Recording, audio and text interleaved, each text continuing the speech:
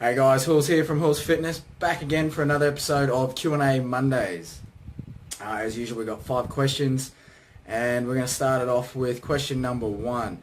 You have to mind me, I'm actually coming off a cold and I've been bedridden for the last couple of days. Anyway, so the first question comes from Olivia Dreden. Question number 1. Is it true that it's not a good idea to do the same exercise during each workout session?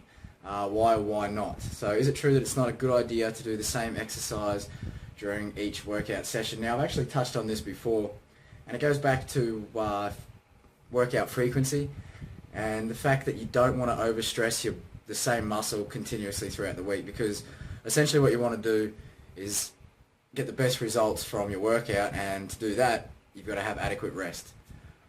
That's a real simple answer, but basically you want to hit the muscle, give it time to rest. I say up to 48 hours, and then you can hit it again, but also hit it lighter than you did the first time.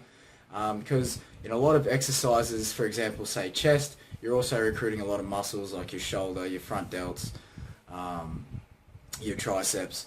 So you're actually hitting those muscles anyway. So then you go and train an arm day, then you're hitting the same muscles again, or a shoulder day and you're hitting the same muscles again as you did on a chest day. That's why a lot of people put maybe chest and tries together, because you're sort of in the same area with the blood pumping through the same area. So then you're sort of hitting it all at the same time, and then you've got adequate time to rest. So is it a good idea to do the same exercises during each workout session? No. And they also say variety is the key of life, so it's always good to switch things up. I definitely would not recommend doing the same exercises every workout session. You're not giving your muscles a chance to recuperate, therefore you're not giving them a chance to grow, so therefore you're not actually getting the best out of your workout. So that answers that question. Question number 2 comes from Christopher Benson. Now he asks, after someone has reached their fitness goal, how should their workout and nutrition plan be altered if they no longer wish to lose weight or build additional muscle?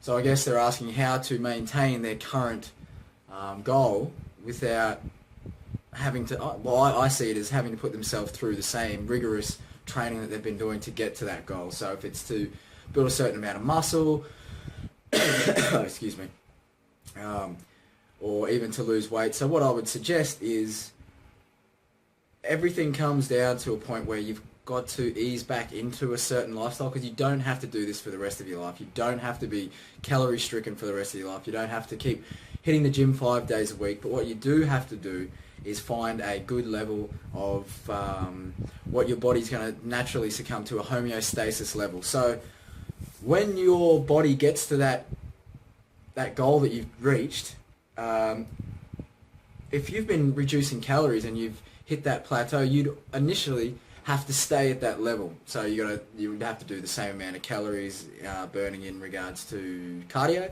and you probably have to keep your food at that reduced, but you are going to hit a plateau. Now, hitting a plateau is good. That means that your body's hit a conditioned and adaptive state, and it's also letting you know that you're strong enough and or at that point where it's become, again, I've mentioned a homeostasis level, because that's what our body will keep striving to do, no matter what load we put on it, whether it be reducing food or increasing cardio or increasing weights or whatever the case may be. Your body will always try and find a homeostasis, a maintenance level, so you will end up plateauing. So when you hit your fitness goal, as Christopher's asked, what I would do is I would stay there for a while. You've earned that, so you'd have to keep it up, but you're not going to start losing any more. So once you sort of hit a plateau level with that fitness goal, stay there, and then maybe start introducing, if you're under calorie restriction, I'd start introducing calories very small back into your diet. So if you've gone down to say 1,500 calories, but your maintenance level for your weight and your age and your body type, I know people throw out arbitrary numbers, but if you've hit a number of 1,500 calories and that's got you down to a certain weight and you're now plateauing, but you want to eat more because you're only at a reduced caloric intake because you want to lose that weight. What I would suggest you do is decrease the amount of cardio that you're doing, only also a bit by bit, and your food intake, I would only increase it gradually and very slowly, because if you start, if you're at 1500 but your maintenance level is 3000 or 2500, you essentially want to get back up to that level where you're not finding yourself hungry, because I promise you, if your maintenance level is 2500 and you're only putting in 1500, you are hungry. That's just the way your body works, especially if you're down to a point where you don't have much fat on your body to lose and it's not shifting. So what you want to do is gradually introduce food back into your diet very, very slowly. I would start at maybe 100 calories a day, and just see, that could be, that's a handful of rice. I just use rice as, but gradually you just want to introduce food very slowly. So once you've reached your fitness goals, the workout essentially should stay the same. Nutrition, I would start introducing a little more calories, depending if you're on a deficit. If you're not on a deficit, then you don't need to touch it and you're quite happy where you are with your food, then don't touch your food. Food's fine. If you're quite happy doing the workout, keep doing the workout. So I guess this question would also have to be, I know it says, what is, after someone has reached their fitness goals, how should their workout and nutrition plan be altered? Well, if you start altering things, your body's going to then adapt to that new. So if you reduce your calories, your body's going to say, well, I don't need the calories that are coming in, so you will put on that excess weight. So essentially you've got to maybe create a new goal of maintaining the current weight. So that is actually a goal in itself. So when you hit that fitness goal, set a new one. That would be my best advice, I guess. But if you are starving yourself and you've hit a goal of weight, but you're starving, introduce your calories gradually, very, very slowly. Now this happens to people who come off a fitness show or even a modeling or whatever the case may be. They'll be on a massive caloric deficit. Their cardio might be extremely high. So then they go and just feed themselves, and they go back up to their maintenance level, which is 1,000, maybe 2,000 calories, or however many calories more than what they were cutting at their cutting level. And all of a sudden they just pack on the weight. That's because their body's just going, well, I didn't need all this calories to come straight back in. So you basically got to let your body adapt, so it becomes a nice linear curve, not a, otherwise you're just going to go boom, weight. So I guess after someone's reached their fitness goals, how should their workout and nutrition plan be altered? Set a new goal and alter them that way. If you're just wanting to maintain that current weight, then keep doing what you're doing, because you will have either plateaued or you're going to, you got to find that balance. It's your body creating homeostasis, an adaptive state, getting used to the way it's all been used. I hope that answers your question, Christopher. If not, comment below. I'll try and get through these. I'm already at 10 minutes. That'd be right. Okay, question number 3. Oh, excuse me. Question number 3. How do people have such a hard time losing belly fat? Why do people have such a hard time losing belly fat? And this question's coming from Jessica Ashley. People have such a hard time losing belly fat because it all comes back to, energy in versus energy out. My biggest things would be, 1, you're eating too much, or 2, you're not doing enough exercise. I mean, that's easy answers. There is stubborn belly fat that, people say, oh, I just can't lose that last bit. Losing that last bit of belly fat is what your body's holding on to. It doesn't want to lose every bit of belly fat, but if you're actually in a caloric deficit and your energy output is more than your energy in, then it has no choice. You will lose that belly fat. So why do people have such a hard time losing belly fat? My answer would be they're just not willing to lose it. They're not willing to go that extra mile to lose that excess belly fat. My answer to that question, I'm not going to say they're lazy, but if you want to do something, you'll do it. They're having a hard time because, well, they probably don't have the right methods. They probably don't have the right information telling them, how to do it. So I guess Why do people have such a hard time losing belly fat? Because they don't really want to. You know, people say, oh, well, you know, I'm doing all this and I'm doing this and this, but well, chances are you're eating too much still for your body, or, you know, you're not giving enough time, or you're not consistent enough, because that's another huge thing, consistency. You've got to be consistent with your diet. I hate that word diet, but with your nutrition plan and or your exercise. You can't just do 3 days here, then next week do 2 days, and then the following week do 1 day, or then all of a sudden bump it back up to 5 or 6 or 7 days. It doesn't work like that. Consistency is key in both your nutrition plan and your exercise. So your energy output, to get rid of that belly fat, your energy output has to exceed that of your energy input. It's that simple.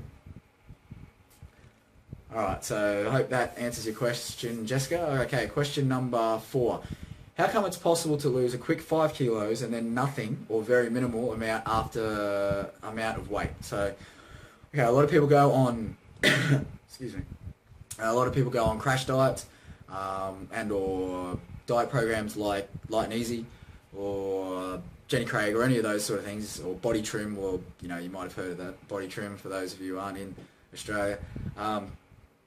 But essentially what they do is they'll give you, they've worked out everything that, you know, fitness experts already knew, dietitians, nutritionists already knew, and that is all those diet plans are positioned for you to lose weight through calorie deficit, meaning that your body is taking in less calories than your body needs. So your body has to produce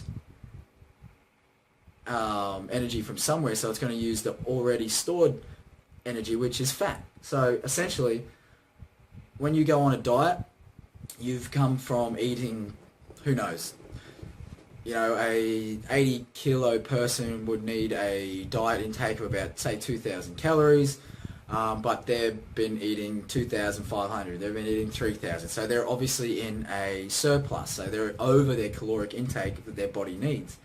So over time, what they've done is their body's adapted to eating more than their body needs. Sometimes they eat less, but it's not, again, the consistency, so they fluctuate in weight.